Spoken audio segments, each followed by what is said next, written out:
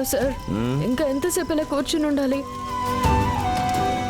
ఏం చేయగలం, వెళ్తురు వచ్చేంత వరకు కూర్చునే ఉండాలి. నాకు చాలా టైర్డ్గా ఉంది, పడుకుంటే బాగుంటుంది. అదన్నమాట సంగతి. ఓకే, కొంచెం వెయిట్ చేయండి మేడం. తమరు తలగడ లేకపోతే పడుకోలేరు కదా, దానికి ఏదో ఒకటి ఏర్పాటు చేస్తానండి.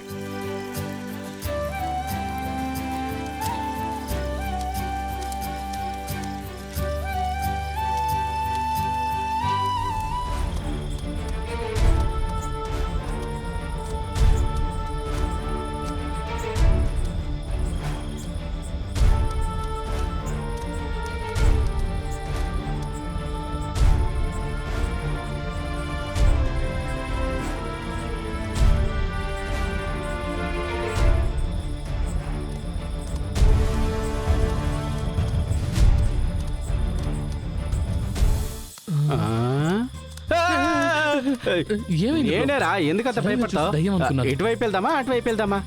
సరేరా, ఈ పక్క పోదాం. నేను ఇటువైపు వెళ్తానులే. బ్రో,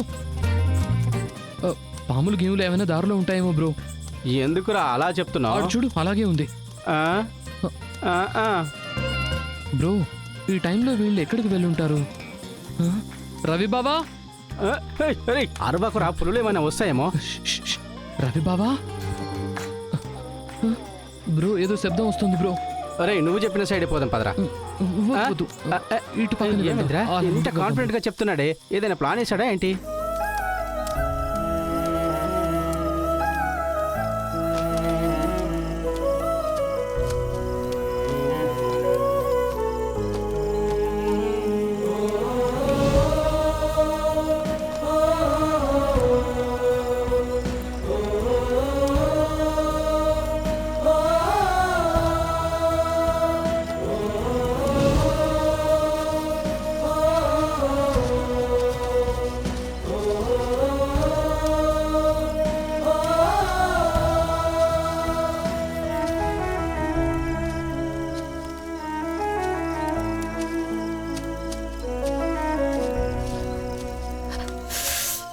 అమ్మా మహారాణి, లోపలికి వెళ్ళండి.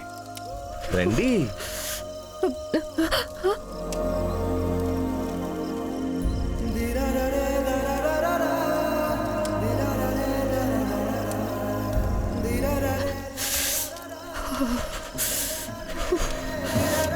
బంగారి,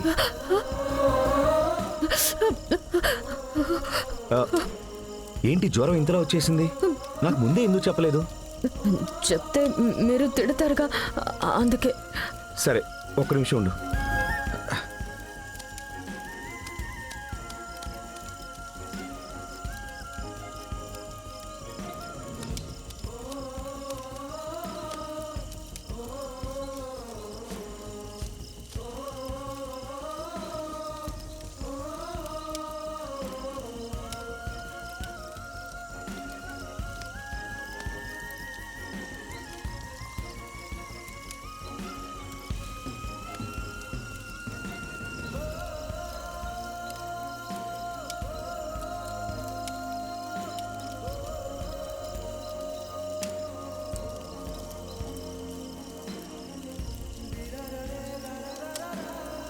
తాగు.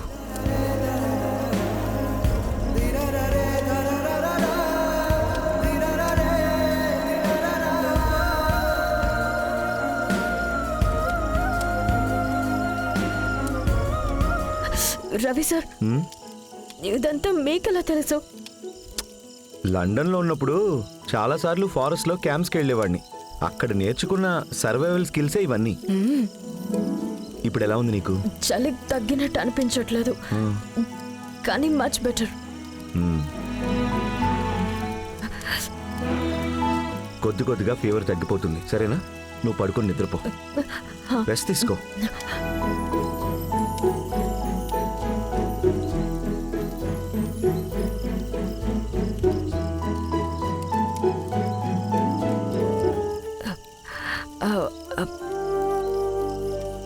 రవి సార్,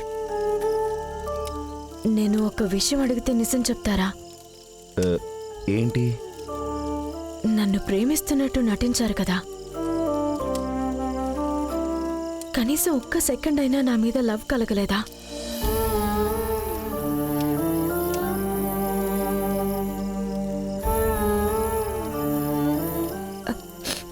రవి సార్, నిజం మాత్రమే చెప్పండి. ఆ, లేదు, ఒక్క సెకండ్ కూడా నాకు నీ మీద లవ్ రాలేదు.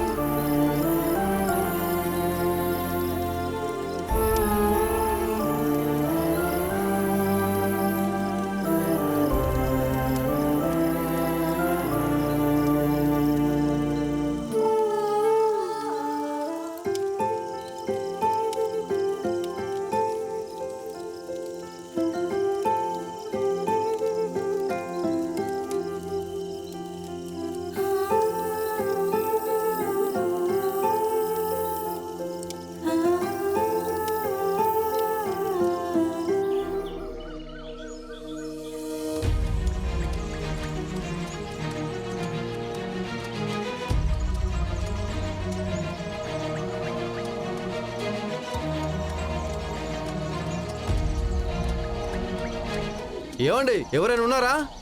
వినిపిస్తుందా? ఇదిగో అడుగులు గుర్తు తెలుస్తోంది చూడు. అవును సార్. ఈ వైపే వెళ్ళుండాలి. ఇటువైపా సార్? రండి వెళదాం. Okay sir.